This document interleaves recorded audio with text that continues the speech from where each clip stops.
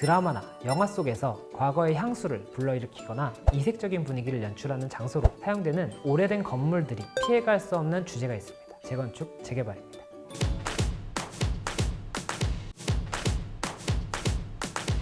여러분, 살아오면서 이런 이야기 많이 들어보셨을 거예요. 옆집 영인의 엄마는 집이 재개발 들어간다는데, 철수네는 재건축돼서 새 아파트에 들어간다는데, 이런 이야기 많이 들어보셨죠? 최근 뉴스나 기사를 통해서 재건축이나 재개발 이야기를 굉장히 많이 들으셨을 거예요. 사람이 사는 데 있어서 이 건물만 새 거라고 해서 삶의 질이 좋아졌다, 이렇게 볼 수는 없어요. 주변에 도로가 넓고 잘 돼 있어야지 운전하기도 편하고, 상하수도가 잘못 설치되어 있거나 오래됐다면 악취가 갑자기 날 수가 있다든지 이런 문제도 있을 수가 있습니다. 공원이나 상하수도, 도로 같은 경우를 기반시설이라고 하는 것이고, 그래서 통상적으로는 재건축은 아파트고 재개발은 주택가다. 이 재건축과 재개발, 이해가 어려우실 수가 있을 것 같아서 모형으로 조금 설명을 드려보겠습니다. 굉장히 도로가 깔끔하게 정리가 되어 있죠. 예를 들어서 여기는 공원, 여기는 학교, 기반시설이 잘 되어 있는 동네에 여기에 오래된 아파트들이 있었던 거예요. 아파트 자체는 오래됐지만 잘 되어 있는 이 기반시설들을 새로 지을 필요가 없이 이 아파트에 대해서만 다시 건축하면 되기 때문에 재건축이 되는 거예요. 이 재개발 지역 같은 경우에는 재건축과 달리 주변 기반시설, 도로라든지 공원이라든지 상하수도라든지 잘 갖춰져 있지 않고 건물만 새로 짓는다고 해서 주민의 삶이 쾌적해진다고 볼 수는 없고, 주변 시설까지도 다시 개발을 한다. 그렇기 때문에 재개발이다. 자, 재개발이 되면 어떤 게 좋아지는지 설명을 한번 드려볼게요. 재개발 같은 경우에는 주변 기반 시설이 열악한 그 경우에 재개발이 된다고 했잖아요. 그렇기 때문에 재개발이 되면 아파트도 새 아파트가 들어오고, 도로라든지 공원이라든지 없다가 생길 수가 있어요. 아니면 있던 것이 더 넓어진다든지 조금 더 쾌적한 삶을 살 수가 있을 것이고, 주변에 거주하고 있는 분들도 함께 쾌적한 삶을 누릴 수가 있겠죠. 재개발이 이루어지면 이런 장점이 있는 겁니다.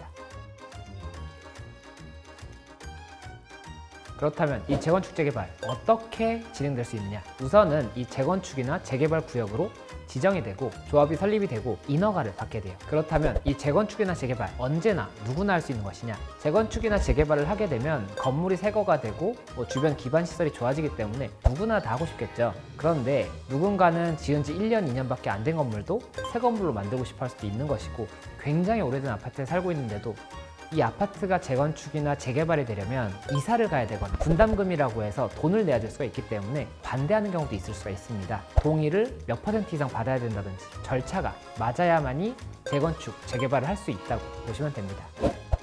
충정로 쪽을 지나가다 보면 왜 이 아파트는 주변과 달리 재건축이나 재개발의 대상이 되지 못했을까? 하천 위에 지어진 아파트예요. 그 건축 당시에는 하천 위에 건물을 지을 수 있었을지 몰라도 지금 현행 법상으로는 건축을 할 수 없는 땅이고, 그 건물을 철거를 하고 나면 새로 건물을 지을 수 없을 가능성이 굉장히 높습니다. 결국 철거도 하지 못하고 리모델링도 하지 못해서 굉장히 오래된 모습 그대로 유지가 되고 있는 거죠. 진행 절차에 있어서 가장 큰 차이점은 안전진단을 받느냐 아니냐. 안전진단 같은 경우에는 재건축만 절차상 받게 돼 있어요. A, B, C, D, E 5개 등급으로 나눠져 있고, 이 안전진단을 받았을 때 A, B, C 이 3가지가 나오면 아직 건물이 안전하기 때문에 고쳐서 사용을 하도록 되어 있고, D 등급이 나왔다 라고 한다면 조건부 재건축, 어느 정도의 조건이 맞는다면 재건축을 할 수 있는 정도다.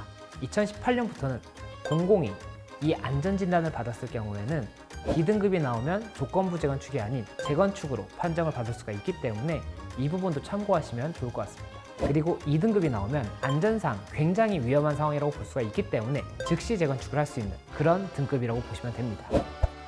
이 강남 아파트 같은 경우에는 95년에 이 조합이 설립이 됐지만 그 이후에 이 조합원들 간의 갈등이라든지 이 사업성, 조합원들에게 이익이 되느냐 이런 부분들 때문에 굉장히 많은 자본이 발생을 해서 20년 가까이 사업이 중단돼 있다고 볼 수가 있었는데요. 다행히도 해당 건물은 2016년 공공주도로 정비 사업이 진행되면서 절차가 상당 부분 간소화되고 이 사업성과 관련해서 굉장히 밀접한 관계가 있는 용적률 부분도 많이 완화가 됨으로써 2022년 완공을 앞두고 있는 상태입니다.